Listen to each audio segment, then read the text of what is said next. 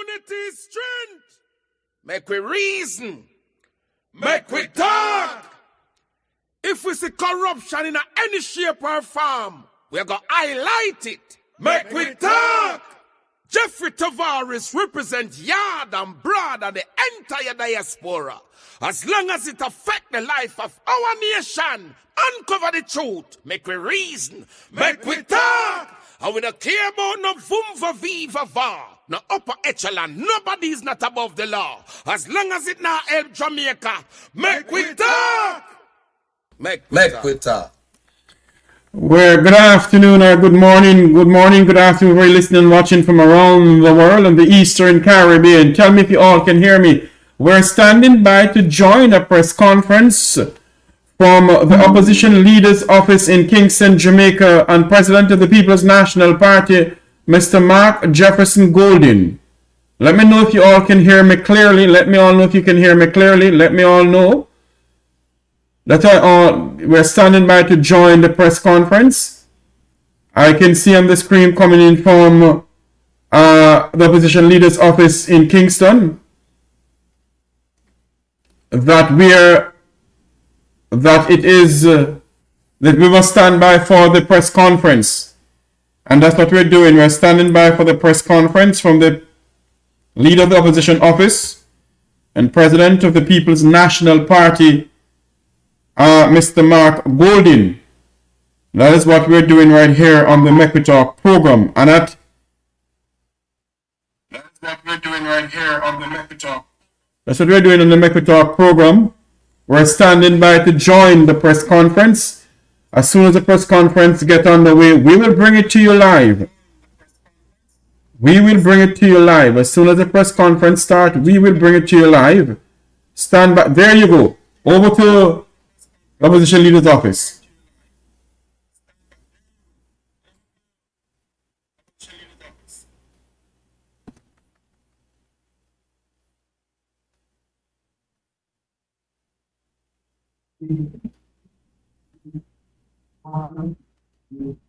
Good morning, ladies and gentlemen. Welcome to the post-budget press conference of the People's National Party. Welcome to members of the media, those who are present here with us in person and those who are online, and to also other persons who are watching online. Today is a good day indeed. The Jamaican people have been suffering for a prolonged period of time, and there are a set of proposals that have been put forward to lessen the burden on the people of this country. And where some are opposed to those proposals because they did not conceptualize them, we have a competent team here today that will go through the proposals, cost them, and show you how they will be funded so we can ease the burden on the Jamaican people. First up will be the leader of the party and the next Prime Minister of Jamaica, Mark Golden. Please make him welcome. Thank you very much, Dr. Campbell. Greetings to everybody who is here, all members of the media, those who are watching online. It's indeed a pleasure to be with you today.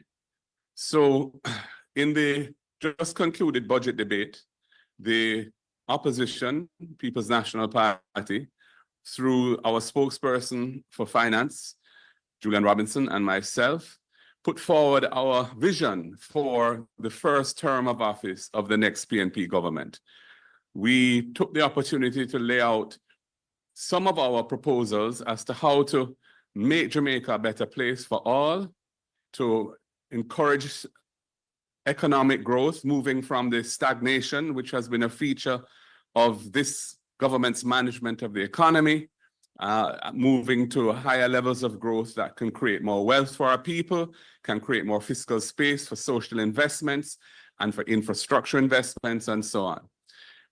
In the closing of the budget debate, the Minister of Finance attempted some political gimmickry to portray the proposals that we've made as being somehow not lacking credibility or being irresponsible and so on.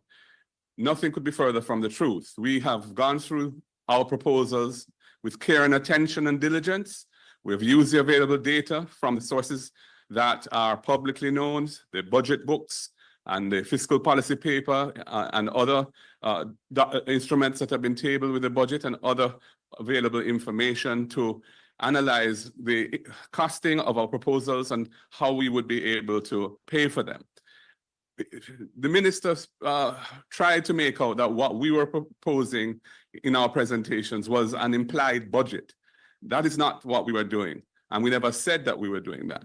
We were putting forward our policy commitments for the first term, and the term of office is up to 5 years while we are in government. Clearly, the phasing of our proposals will take into account the fiscal rules, the priorities that we have, and the situations that unfold and affect the economy going forward.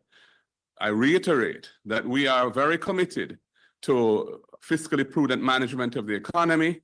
Indeed, the fiscal rules that have guided the debt reduction over the last over 10 years are a result of the work that we did when we were last in government and were legislated by us during that time. And those rules have guided the entire process of budgeting over the period since, and the surpluses that needed to be driven so that we could bring down the national debt to where it is now at a roughly 69% of GDP. But everyone, I think, accepts that having managed to grapple with the debt monster and tame it and bring it under control, we need to now pivot. We need to now move forward in a new way so that we can start to take the economy in a direction that can deliver for the Jamaican people and provide solutions to the deep problems that we face. And that is what our program is designed to do. So the question is, how is it to be funded? As you will see in the course of this press conference, we have come up with a series of ideas, some of which would be paid for out of the budget in each year going forward, some of which would be paid for by the agencies which have the responsibility for those particular items. And the totality of the budget cost of our proposals based on our estimates is $23 billion annually. And that would be assuming that everything was rolled out from day one. And that does not include the 11.4 billion, which the law has as ending, the extraction of 11.4 billion from NHT, which the law has ending at the end of this coming fiscal year. So the year ending March 2026 is by law currently the last year that these extraction of resources, annual extraction of resources from NHT is allowed and authorized. So we have assumed that that will not be extended, and in any event, we do not intend to extend it. The government hasn't said what their position on that is, but the society as a whole, I believe, is not in favor of any further extraction of resources from the NHT to fund the budget. So we will be putting an end to that. So how will we pay for the $23 billion of expenditure that our programs aggregate to, and stopping the annual extraction of 11.4 billion from the NHT?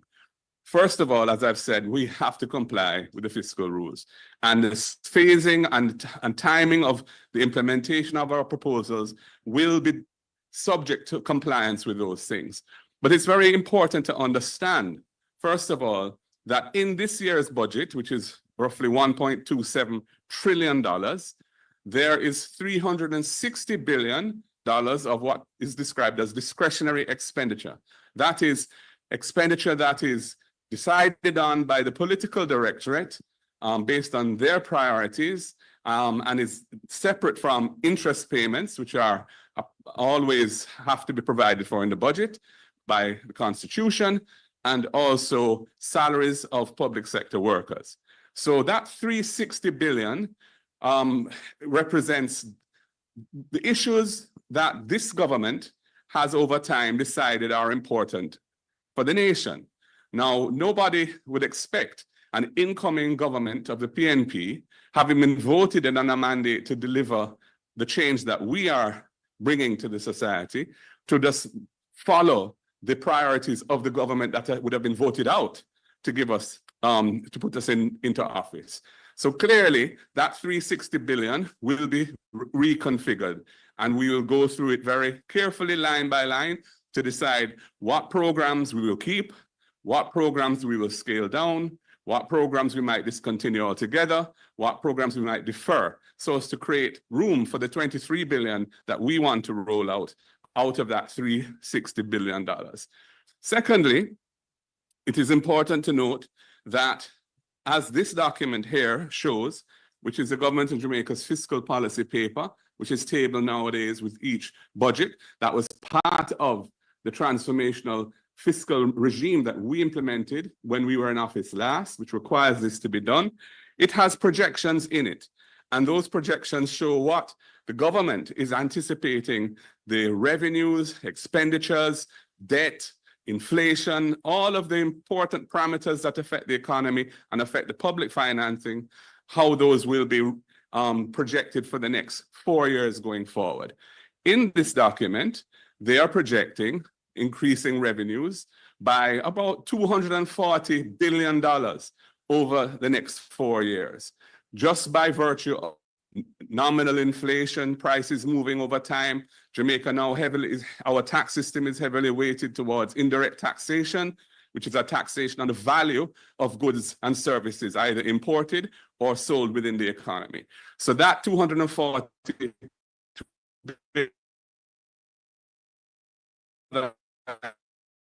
area or $1 billion of additional or new expenditure that we would need to fund.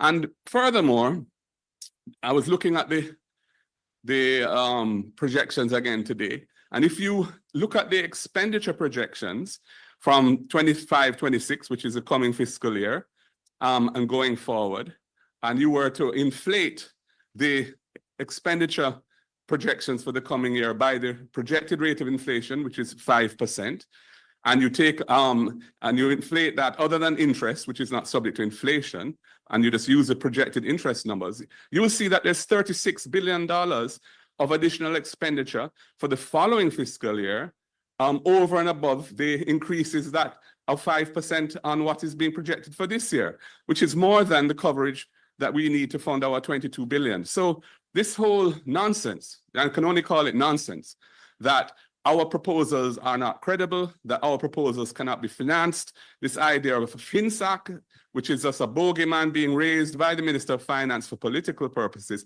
that is all nonsense, not negoso. Our plans are credible, and we will ensure that the fiscal rules are complied with. So I'm going to now go through the specific measures that we have outlined in our budget presentation and how we have costed them. I will take some of those. I will ask Damian Crawford, our Shadow Minister for Education, to speak to those that are specific to his portfolio. Julian will speak to some as well. So if I could have the next slide, please. We will begin with the first, which is the 1 meal per student per day. And I will ask Damian to speak to that. Thank you very much, Leader. I thank you for the opportunity to participate in this press conference, and a special good morning to those who are listening and the journalists who are present and online. We, as a People's National Party, has proposed verbatim that we would have 1 meal per needy child in school. It is confusing to us that the Minister of Finance, the past Minister of Education, would posit that that number of needy children would be 400,000, when currently they propose to feed 167,000 children. So the Minister of Education, former Minister of Education, have already stated that she believes that over 200,000 needy children would not be fed under their current policies. However, we feel that the cost per meal should not be $280 per child, as is currently being provided, but instead $400 per child. This $280 have long been stated by principals and other practitioners within education to be insufficient to feed the children. Many have caused for ask for another $100 from the children, and some have reduced the number of days that they have been able to feed the children. So we propose a $400 per meal for primary and secondary school children. The number of days in the school year, which we all know and agree is 190 days in the year. Percentage of children needing meals was estimated at 56% of children needing meals. This is based on the recent survey that suggested that severe or moderate food insecurity was 55.6%. So we carried that 56% of our people are within that space. The total number of children we have in school is 440,000. Therefore, the number of children in need of meals will be 246,400. The total cost of the proposal, therefore, multiplying 246,400 by 190 days for $400 is $18.7 billion. However, the book that everyone seems to be most concerned about has a current school feeding budget of $8.98 billion.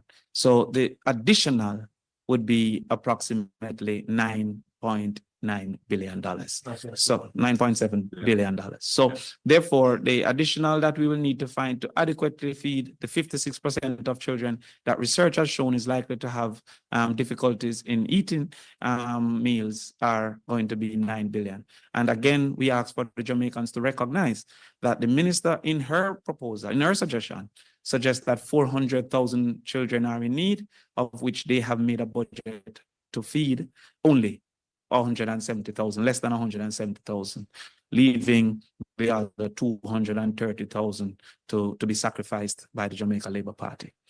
The other proposal that we put forward is an estimate of cost for tertiary education. It is the policy objective of the People's National Party to have 1 degree per household or its equivalent. It is important that we highlight a level 4 vocation is equivalent to a degree. Within that, to facilitate that policy objective, we like to do a first in the family scholarship, meaning that the first person within a household that matriculates to the university will receive a scholarship. Ridiculously, and is ludicrous a word, but yes, quite ludicrous. The minister seemed to assume that all children in a particular age cohort will matriculate to the university, while it was her mismanagement of education that has caused for only 18% to matriculate. So while we would have hoped that all would be able to matriculate, her lack of activity and change within the ministry has caused for only 18% of our children to currently matriculate to the university. This will be something that we will target moving forward as well. However, we have to use our current circumstances for our current budget. Therefore, of the 36,000 children within the age cohort, only 18% are currently matriculating. We also have organized to assume what is the percentage of children are matriculating that would be the first in the family. Again, another feature of our society is that the vast majority of those performing at the secondary level matriculating to university are of the upper echelons of society and from families that already have a degree within that family. And so we assume 1 in every 4 person matriculating to the university, or 25%, will be first in the family. Again, another reality that we will target as the People's National Party, and that we have been targeting. Indeed, whenever there is a proposal, a plan for the movement of these people, the JLP has always sought to suggest that these are bad policy plans. They said the same about Michael Manley. They said the same about PJ Patterson led government. Indeed, I wonder how can it be posited that a government of PJ Patterson that moved tertiary access from 6% to 19% could be perceived to be a bad government of any sort in any country. Notwithstanding, our average annual cost per student is $600,000. We are very wary of a Minister of Finance that is refusing to do research, because if you call the universities, MICO, for example, less than 400,000, the teachers' colleges, UTEC, less than 600,000, and many UWI degrees is less than 600,000. Where will she find that the average cost of education is 900,000 is beyond me. And it is likely, therefore, that the same 18% might be the targets we achieve, might be 18% of those targets. Can you just see? So when we do that total, the number of students in the 4 years of university at any given time of for the first in the family would be approximately 6,480 students in years 1, 2, 3, 4 combined. The total annual cost of all first generation students across the year cohorts, therefore, is approximately $3.9 billion, and not 31 billion has been posited by the minister in her false accusations. The estimate for the RIDE program, again, this is a program that we have posited. The Prime Minister have chosen to seek a response. A very different program, which we'll expound upon in future conversations, but not just the provision in 2 or 3 parishes and whoever get the bus, but instead a targeted approach of 20,000 students with demonstrating need. Initially, we'll target those who are most in need and scale up as the fiscal space allow to those who may be currently less in need, but still would desire to have that assistance. So the current program that the government have is targeting 7,500 students. No wonder we have persisted to have an absenteeism ratio of approximately 24% in Jamaica. Chronic absenteeism is stated to be 10%. So Jamaica in its entirety is operating under chronic absenteeism. To help to fix that, we will target transportation, especially because we embrace school choice within this society. The subsidy is up to $2,500 per week, depending on the cost of travel, and each student gets the benefit of up to this amount. 38 weeks for school per year. The initial annual cost, therefore, will be $1.9 billion. Of course, we would subtract from that what they currently have allocated for the 7,500, as they will be incorporated in this 20,000 persons. Thank you very much. And I think that we have satisfactorily stated that education is the hallmark of the People's National Party. Thank you very much. Thank you very much, Damian. So there you have it. We've costed our meal program, 1 meal per student per day. The RIDE program providing a subsidy up to $2,500 per week for 20,000 students, and the First in Family scholarships, which would reach over 6,000 students, and we've costed all of that out with the data that we have. We do apologize, but we may have to break away from the PNP press conference to go live to Norman Manley Airport, where the arrival of the Secretary of State is happening. Just stand with us, bear with us, please. We may have to break away from this, but we're standing by for a live press conference between the Prime Minister of Jamaica and the Secretary of State, Marco Rubio. Space that we would specifically earmark for this agricultural development fund to give our farmers the support they need to be productive, to move forward. And that is within the envelope that we are able to fund, as I've said. I should mention that yesterday, in Parliament, the government brought a bill to amend the GCT Act to remove GCT from food imports of fresh produce, vegetables, and meats. And it was the intervention of the opposition that caused the government to suspend debate on that bill.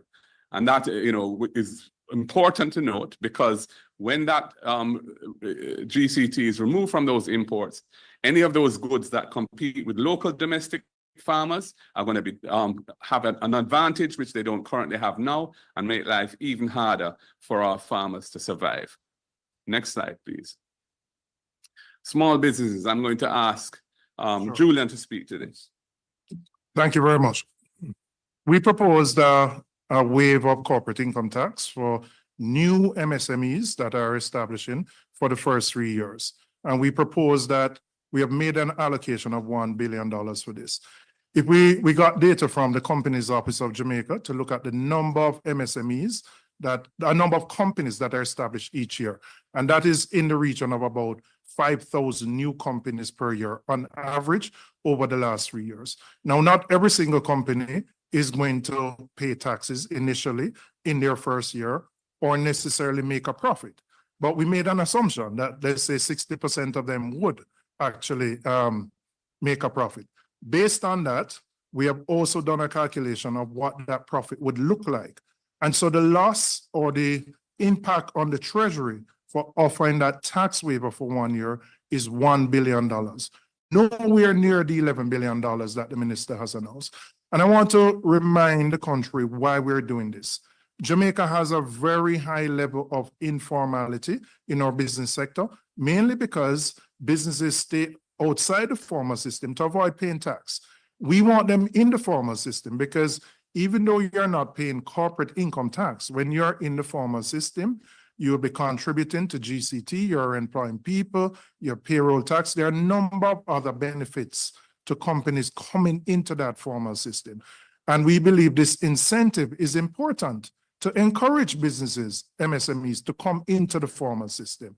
So based on our calculation, looking at the history of the compliance and also taking into account that businesses get a $375,000 income tax credit every single year. So if, for example, let me use a simple example. Let's say your profits are $5 million, right? Or 25%. No, your profits are $500,000. You pay 25% of that. That's $125,000. So you will already have a credit from the corporate income tax. So the figures presented by the minister are nowhere near accurate in terms of what that revenue give up would be.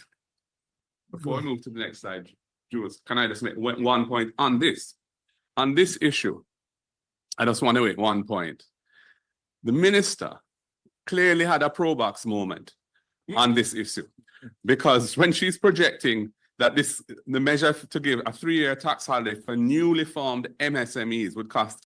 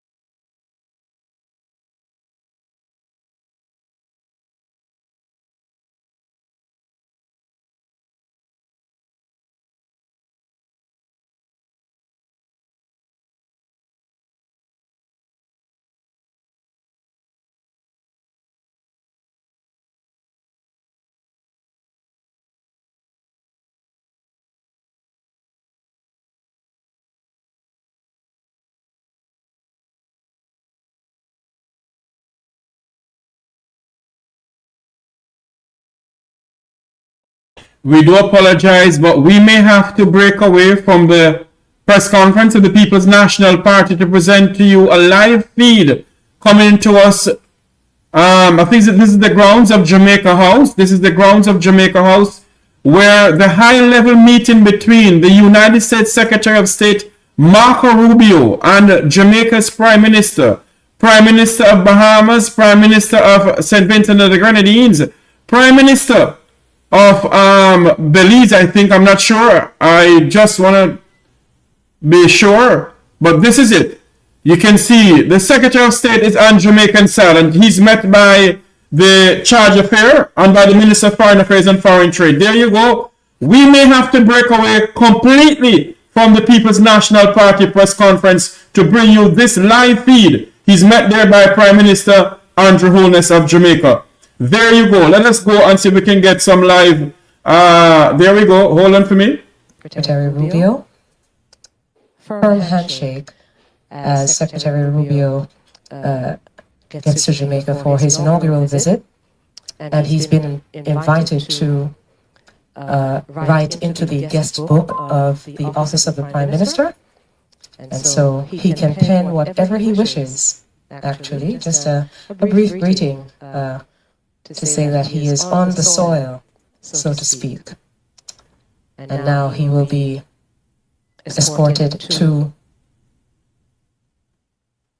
the courtesy room, following which there will be a bilateral meeting. Again, the 4th Secretary of State to visit Jamaica, and so we expect, following the bilateral meeting, a press briefing between Secretary Blinken and, I beg your pardon, Secretary Rubio and the Prime Minister. That will take place in an hour. Until then, we will have the live stream up in about another hour.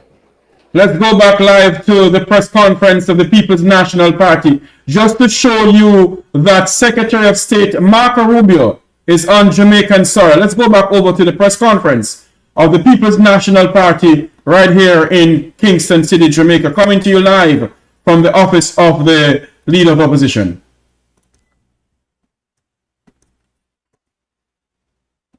Is not doing well. Only one sector which is banking and financial services. We have to make it more competitive and consistent with the other sectors and aligned with the other sectors. Right? Yes. Okay. Thank you, Julian. We move now to energy. The government has very late in the day finally acceded to something that we have been calling for a long time, which is to put some funding behind allowing families that currently are not lawful customers of the grid, of JPS, but want to become lawful so that they can have proof of address, so they're no longer at risk of being prosecuted, so that the fire risks inherent in having houses that are properly wired, all of that can be dealt with. They've allocated $1 billion in the budget for that. We have said we think that's insufficient because that can only reach 20,000 households, and our estimation is that there are actually around 3,000 households that are not currently customers of JPS. We would start by adding another $1 billion to that exercise, and as fiscal space opens up, we will also look to ramp that up further. Next slide, please. So, if you add up all of the measures that we have proposed, which are charges on the budget, with all the slides we went through, the total for that is $22.6 billion. And if you round that up for conservative purposes, that's $23 billion. It's the aggregate cost of the budget of the measures that we have outlined. And that is out of a budget currently of $1.27 trillion. And therefore a percentage of only 1.8% of the total budget to do with all these things that we think are important to help Jamaican people move forward, to help our children get a better education, to allow farmers to progress, to allow businesses to be formed and to get going, to help to drive the economy, better energy policy, etc., etc. But there are some other things in our proposals which are important and that we will speak to. As I said, there's $360 billion of discretionary expenditure in the coming year's budget. The percentage reallocation of discretionary expenditure to fund the proposals that we have put forward is just 6.4%. And as I've said, even if you look at their projections, there's $36 billion of funding in expenditure if you gross up this coming year's expenditure other than the interest for inflation, applying the 5% projection, what you get is they're projecting additional expenditure over that of $36 billion, and we're talking about $23 billion plus the NHT, $34 billion. So there we go. And of course, the $11.4 billion is already in the budget for the current year and wouldn't have to be funded for the current year, the removal of it. But thereafter, it will have to be funded. Next slide. Next slide, please. Okay, so as I've said earlier, we will deal with the NHT revenue that we'll be giving up by giving up the $11.4 billion out of the incremental growth of revenues that is projected in the fiscal policy paper itself, $240 billion of additional revenue with no new tax measures over the next 4 years. Thank you. Next slide. We have some other proposals that we want to speak to. So as Julian in his presentation said that we want to have a special deal for our senior citizens when it comes to their water rates. We want to provide them with a flat rate. How will we do that? Simply put, we will look at their past consumption, we will average the last 3 years, and as long as it appears normal and that there were no leaks and so on, we will work out what their average consumption has been. We'll apply the normal rate to that and then give them a discount, and that will be their flat rate. And we will monitor that policy objective. Next item is the matching grant to businesses for training. That will be funded out of the HART NSTA, which is a strong body that gets on every month, it gets flows coming in from employers, contributing to it. So it has solid resources and it can afford to do this matching program out of its resources without being a charge on the budget. The employment tax credit. This is an important thing because this is an incentive for employers to bring persons who are on contract work, informal forms of employment, which is an abusive measure as used by some employers, not all. We want to encourage them to bring those workers into formal employment so the workers get their full range of benefits that were hard-won in the past, and many of those benefits were created for them by the People's National Party, and we want them to enjoy those benefits. So the employment tax credit, we're proposing to move that from 30%, which is where it was when we introduced it back in the last PNP government, to 40%. We anticipate that to be a revenue positive measure, not a cost of the budget. Next slide, please, and I'll explain why. First of all, it will boost tax compliance by companies, which has been the experience so far with the ETC, the employment tax credit. And by formalizing employment, it will also bring more employee-related revenue to the government. When the ETC was introduced 10 years ago, a significant growth in corporate taxes were experienced as a result of that tax incentive. It's one of the things that from time to time one has to point out, that actually a properly designed tax incentive can in fact increase revenue by changing behavior in ways that generate more revenue. And we anticipate that that will be the case with this ETC measure.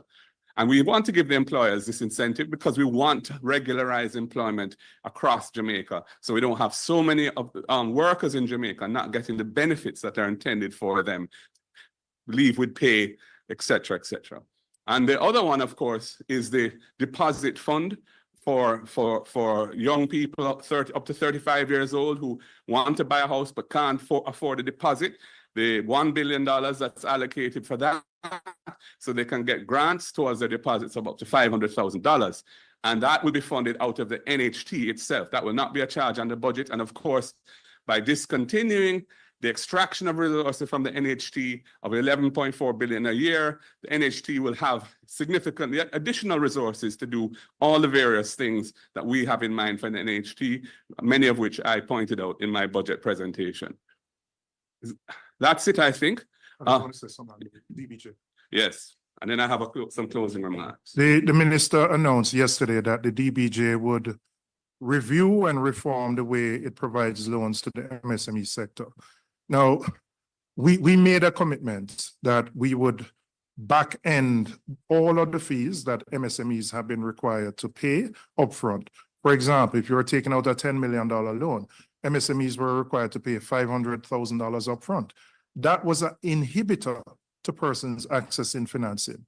Now, 9 years into the tenure of this government, just a simple adjustment. And what does that say? Have they been listening to the business sector for 9 years? The MSME sector has been calling for this adjustment. It costs the government nothing. You know how many times we sit at Standing Finance and we see monies that have been sent to the DBJ coming back unused because people can't access it because of the onerous conditions. So belatedly, after pressure from our commitment and from the sector, 9 years later, this government has decided to make this adjustment. Is 9 years too late?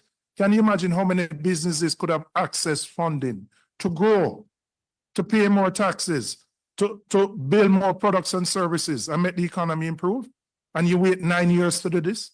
Them not ready. Them just not ready. Yes. Thank you. Thank you, Julian. Well said. So 23 billion of tax measures and the elimination of the extraction of resources from the NHT to fund the budget, totaling 23 billion plus 11.4, 34 billion. Incidentally, if that could ruin the economy, let's look at the 1.5 that they introduced in 2016, which cost $32 billion and which they've held up as a great achievement. They did misrepresent it when they presented it to the country in that election because they said it wouldn't cost anything. It ended up costing 32 billion, which they had to impose taxes to pay for that 1.5. So when you look at our measures, It's comparable in amount. It will not have any ruinous effect. To the contrary, it's going to push the country towards growth. It's going to push the country towards social cohesion, a better Jamaica, and it will pay for itself. We're being very conservative in looking at this because we haven't assumed any growth in excess of what's projected. The 1%, the measly 1% per annum growth that they are projecting for the next 4 years in their fiscal policy paper. So the message is simple. The government that we have is one of gimmicks. It's one of misrepresentations. It's one of alarmists. Instead of taking the time to focus on what they could do for the people and how to make the budget work for the people, they again wanted to score headlines at the expense of the people. The PNP is about balancing budgets, yes, and balancing lives too. Unlike the current administration, we delivered plans with people at the center, not gimmicks, and we haven't regurgitated empty promises of the past. They are a government that has made promises which they haven't kept. No fixed term elections, no grand referendum on issues to do with all sorts of issues that they had promised, etc., etc. Our priorities are the people's priorities: a solid education, decent health care, a nutritious meal for our children, and an affordable way for them to get to school. A piece of the rock to own and make your castle. A good paying job where you're treated with dignity, and a livable wage to ensure that families can get by. That's who our presentation in the budget was created for, while the government's was a sideshow to create division and spread misinformation. We will continue to put the people first and champion the change that Jamaica is crying out for. Time come. Thank you, ladies and gentlemen. Thanks much, gentlemen. Members of the media, if you do have a question or questions, please indicate, identify yourself, your media house, and go ahead with the question. Yeah, I'll go first. Right. Yeah, man, good afternoon. Yeah, man, it's Julian Anderson. Julian Anderson, PDJ. yes. You didn't. I have one question for, should I go ahead and ask both questions? I have two. Should I go ahead and ask both or just ask one? To the same individual? No, one for Damian and one for... One at a time then. All right, so let's start, Mr. Golding. Good afternoon again, Mr. Golding. I've noted that you or the party hasn't said a thing about the income tax threshold. I remember about 2 years ago or about 18 months ago, you mentioned that your party would be interested in increasing the threshold, the income tax threshold, to about $3 million. I haven't heard a lot about that. What happened to that policy plan? Well, it's under review. At this time, there have been some increases in the threshold, and we've seen the costings of it. Some of these things, when you don't have access to all of the information that the government has with the Ministry of Finance and literally a few thousand technocrats supporting their work. We don't have access to that. So we're anticipating further increases over time, but that's not part of the presentation that we made because it's already underway and we are comfortable with that, but we'll keep it under review. All right, thank you. Damian, you've often spoken about the benefits of a more educated population to the fight against crime and increase in quality of life for Jamaicans. Just listening to your numbers you outlined just now, about 6,000 people would benefit from this degree per household program. Is that significant enough over 3-4 years to, achieve the transformation you're looking for? Okay, well, first of all, that 6,000 persons would be in years 1, 2, 3, and 4 at the university, not over 4 years of the budget. So that 6,000 will be benefiting in year 1. There'll be some who will graduate and then others that will come in. Now, what are the benefits of a degree? The first reality is that many of the maladies of our society doesn't exist in households with degrees. Households with degrees are less likely to have persons with illiteracy within them. Households with degrees are less likely to have persons with malnutrition within them. Houses with degree are less likely to have persons participating in criminal activity, especially murder within them. Houses with degrees are less likely to have insufficient housing and inaccess to health care because of cost. And so therefore, if within our first 5 years, we can get graduating almost, that will be 10, 12,000 graduates, and in line, another 15,000 persons coming forward, it would have been a massive achievement in our first 5 years. Now, if you should understand that the countries are going concern, my life is not the limit of our country, then it means that within 20 years, what change would that have been? And had we started this in 2000, then we would have already achieved it. So is it sufficient to immediately transform the society? No, it is sufficient to immediately transform 6,000 households, which will have about 4 persons per household. And therefore, we believe that this is a necessary thing that no government with the interest of the people could criticize. And that is something we are going to immediately implement as soon as we get power. Thank you. Thank you, Julian. Siobhan Campbell, Nationwide News. Just two questions to, I believe it was Damian who brought up the matter of the school feeding program. So I suppose I'll be putting that to you. Has the costing for that, I noticed you used the unit cost for food. You said $480 to feed an individual. Does that factor in the logistics and administrative costs as well? And further, why not simply just expand the PATH program school feeding rather than create an entirely new initiative to save the potential administrative and other costs attached? All right. We haven't seen how this is our new system. However, current $180 per meal considered all costs including transportation. I don't believe each school is growing without rice. So by extension, it would consider all of those costs. So what we have done, first of all, is to increase the number of persons that benefit exponentially. I think a reasonable question is, why is the Ministry of Education currently not feeding the 400,000 that the Minister of Finance suggests are in need? The second reality is that we have exponentially increased the number of children that are going to benefit. And we will create all the necessary steps and programs that will make it be the most efficient and the least thievery. We know, as a matter of reminder to the nation, that the government of Jamaica had many who participated in the robbery of nutritional products, which is the school feeding program for our children. So what we have seen, first of all, is discrimination, where PATH program children are being put in a different line, having a different food and feeling as if they are inadequate as people. We'll end that with immediate effect by having a nutritious meal of the same type to all our children that are going to be available. So is it going to be an expansion of this current strategy? We'll have to review all the systems that they have in place. We may have a different strategy. What we know is that it will be better, it will be further, and it will be more inefficient. And much more nutritious, I can guarantee that as well. Efficient.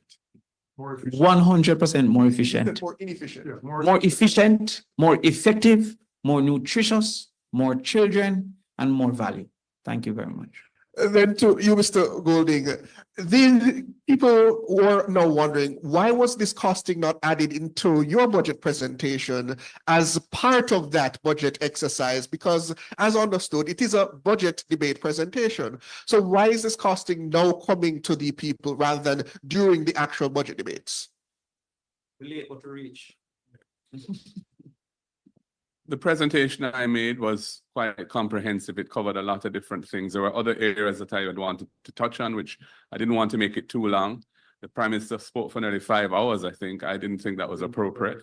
So, you know, we didn't put in costings because we didn't feel that that was necessary in the presentation itself. We weren't producing a budget. This is what I think is very important. The Minister said it was an implied budget we were presenting. That's not the case. We are presenting our policy priorities for our first term in office.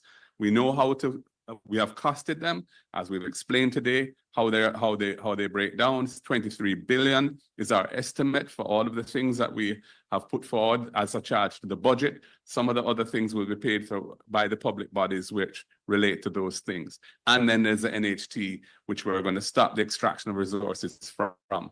The government has not said the cost of the capital allowances, which was one of the revenue measures that the minister announced in her budget presentation. She has said that land and buildings and equipment for companies, they're going to get an accelerated capital allowance. There was no costing attached to that in her numbers. That is very irresponsible. We don't know what that's going to cost. Nobody has said a word about it. I'd love Nationwide to raise that, you know, issue an article and you can use what I just said in it, so that your many clientele who would listen to you would be happy to hear that, I'm sure. Not so many, but you know, no doubt loyal to you.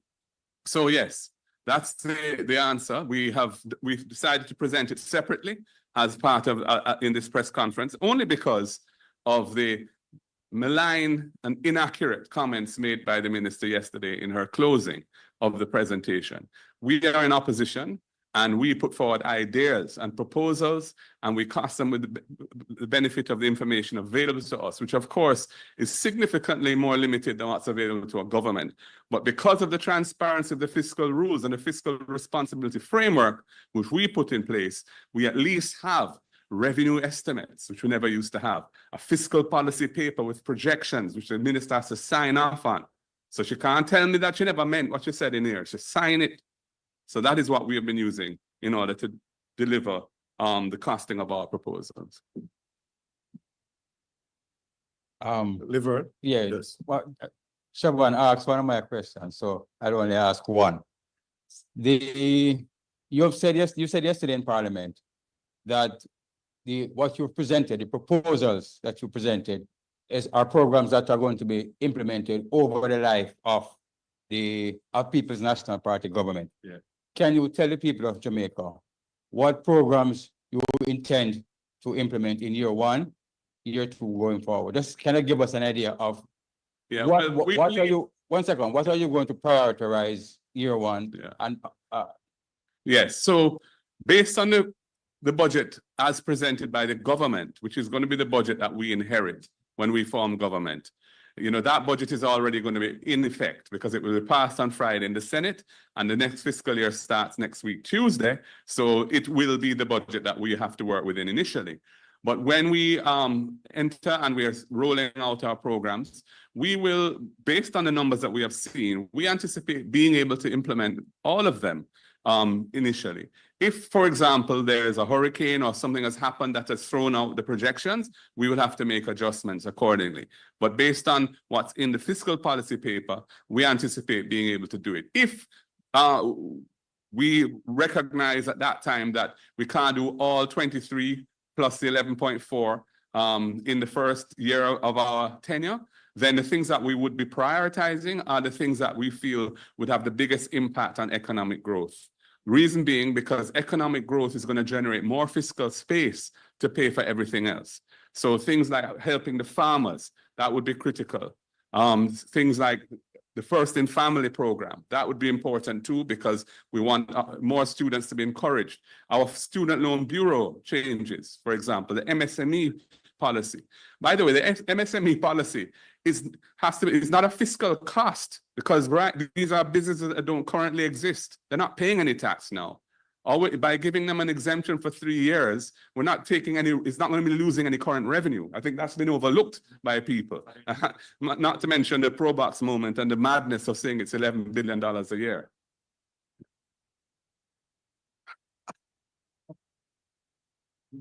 Okay. So to Mr. Golding, just to follow up on that question asked, then you pointed out that obviously your priorities will not be the same as the government currently in power, and certainly there's things that you don't have access to in terms of information, but clearly you should, as you see in opposition, see areas where the government has put their priorities that you feel can be deprioritized to implement your programs. What would be those areas?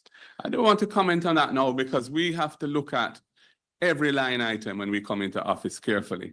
And there are some things that we may defer. There's some things that we may accelerate. There's some things that we may discontinue. And I don't want to attempt to foreshadow that yet, but I'm confident that we can find the 6.4% of the 360 billion to pay for what we have come up with. And as I've said, based on the fiscal policy paper, that doesn't even seem like it's going to be necessary anyway.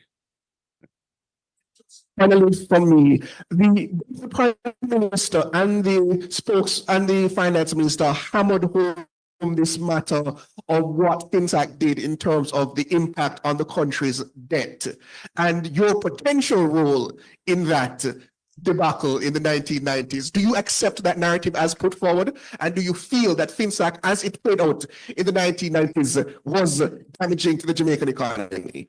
What has been a real waste of expenditure is over $100 million that the government spent on a commission of inquiry, which has not delivered a report. That's a scandal. Over $100 million spent on getting the facts as to what took place, and they have not published a report. FinSAC ensured that in a crisis in the financial sector, depositors didn't lose any money. Pensioners didn't lose any money. Persons who had insurance didn't lose any money. That was the purpose of FinSAC. And yes, it cost the country quite a lot of money, and we took time to work our way out of that. We're now at 68% debt to GDP ratio. That era is long gone. I had no role in FinSAC whatsoever. I was in the private sector there. I was an attorney at law, and I was involved in business as well. So, you know, that was an environment we all had to navigate who were in the sector at that time. And we did it skillfully enough that we never had to ask FinSAC for any support. Thank you. Yeah, one final question. Julian, just before you go, I'm wondering if Nationwide would ask the Prime Minister, how is it that he can explain how other people got riches, but he's unable to explain his own riches according to the Integrity Commission? Dwayne? Yeah, thanks, Dayton. One final question, Mr. Golding, and I hope you crave indulgence because it's not quite related to the budget, but it could be related to the budget depending on how we tread in relations to our diplomatic relationship with the United States. As you know, Mr. Rubio is in Jamaica. What particular area you want the Prime Minister and indeed regional leaders to discuss with Mr. Rubio today and into tomorrow? I think that in dealing with these matters, it's good to put forward a united position as CARICOM. You know, I think the nations of CARICOM together have significant voting power in international and regional bodies. So I'm in favor of CARICOM having a joint position rather than Jamaica or any other member of CARICOM going alone. Issues to do with immigration, issues to do with energy policy, et cetera, et cetera. And there's only one government at a time in power. You know, and right now the Jamaica Labour Party are in power. I think they're meeting with Mr. Rubio today, the Prime Minister, and we'll see what comes out of that. But my preference on these matters is that there's a united CARICOM position so that the US knows what the region feels about these things and we can work out solutions that are win-win. We want to have win-win solutions. Jamaica has many, many people living in the United States. We're reliant on remittances from there and other countries, etc. Travel advisories can be damaging to our tourism industry. So we have to be respectful and sensible and strategic in how we approach these matters. Thank you. Ladies and gentlemen, I want to close by saying that after 9 years in office and only 18% of our students passing 5 subjects to include math and English, we now hear the government talking about choosing Jamaica. After 9 years in office and 55% of the population unable to feed themselves properly, they're now speaking about choosing Jamaica. After 9 years in office and 70% increase in the import bill of food items into the country, they're now speaking about choosing Jamaica. After 9 years in office and giving themselves 300% and offering impecunious returns to the minimum wage earners, they're now speaking about choosing Jamaica. Well, the people of Jamaica have decided that they're choosing change. Thank you very much and have a good afternoon. There you have it. There you have it. General Secretary of the People's National Party and the PNP just had their press conference. We may have to break the entire live feed to go live to Jamaica House on the other side because I've just started a different feed where the Secretary of State of the United States, Marco Rubio, the Honorable Marco Rubio, is in Jamaica to meet with Jamaica's Prime Minister, the Honorable Andrew Michael Holness. This press conference done by the People's National Party, a great press conference.